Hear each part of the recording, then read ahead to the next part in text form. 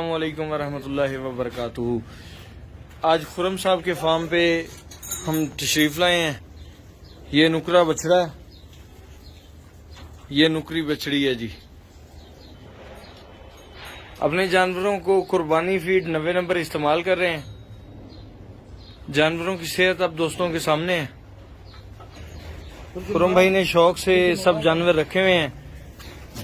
इसमें इन्होंने बकरे, बकरियां, गाय और भैंसे रखी हुई हैं।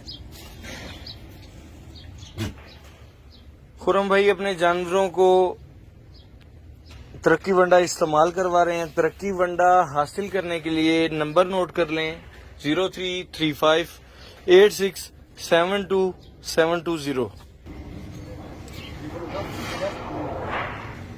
जानवरों की सेहत आप दोस्त देख सकते हैं। ग्रोअर फीड 20 नंबर इस्तेमाल करवाई गई है इस झोटी को, कट्टी को, और माशाल्लाह उसकी सेहत आप दोस्त देख सकते हैं।